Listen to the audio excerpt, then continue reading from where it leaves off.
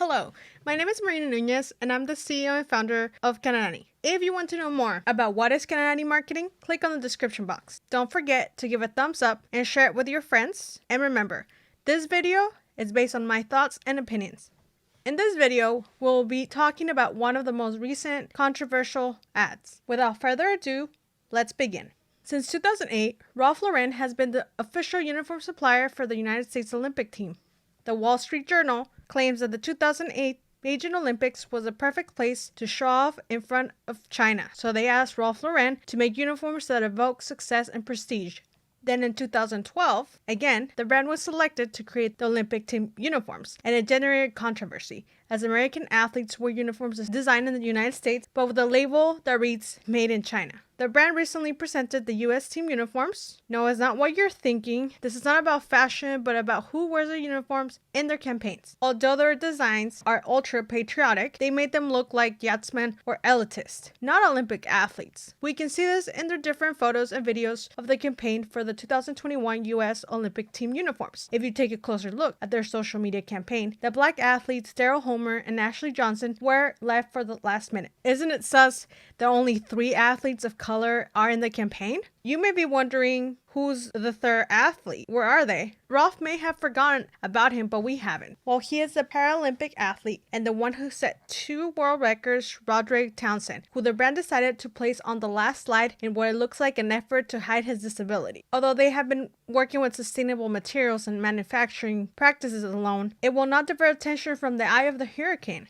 Twitter blew up from in the ads. One Twitter user wrote that the outfits look like their dads paid their child's way out of driving under the influence. Others wrote that the outfits were for sailing or astronauts or were too white to represent the US. Someone should tell Ralph Lauren and NBC Olympic that Team USA is not just white people, wrote one. Referencing the logo of the fashion company, another user of the social network added that your quadrillineal reminder that Ralph Lauren designs Team USA outfits inspired by white aristocracy and slapped with a logo based on a sport that hasn't been contested in the Olympics since 1936. It's impossible to get any wider than that. Now, if we compare Ralph Lauren's advertisement to that of Nike, they seem to be doing a better job at representing different cultures and ethnicities, national origins, body types, and people with disabilities. Their ads then demonstrate that these differences make them unique and that everyone can be an athlete. Nike's revolutionary success on a larger scale is due to their unique styles and their inclusive campaigns. Here are some examples. Nike Swim Collection, Victory Swim Collection, Nike Collection of Maternity Clothes. Nike includes large-size mannequins in stores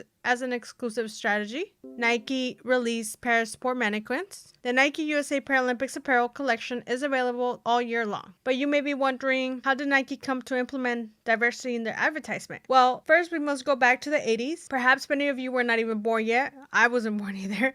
In the mid of 1980s, Americans started to wear sportswear as an everyday clothing. It was a time when competition was at an all-time high and established brands such as Reebok and the German brand Adidas were taking Nike down. But in 1984, Michael Jordan was a young basketball player with a bright future and Nike partnered with him to create the legendary Air Jordan. Since then, Nike has become a sponsor of many other sports stars, some of which you will recognize: Ronaldo, Tiger Woods, LeBron James, and last but not least, Serena Williams, among others.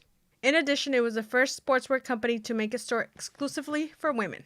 Are you wondering how you can implement inclusion and diversity in the right way for your marketing campaigns? I will explain how. Diverse and inclusive content requires thinking far beyond our noses, from researching your audience to the structure of your team, from your sale to user experience. Your audience wants to be reflected in your content. They want to know that you take them into account and that you understand their needs, their weak spots, their thoughts. Also, they want to see more than one type of person in your content. First of all, you should understand that inclusion and diversity are not the same.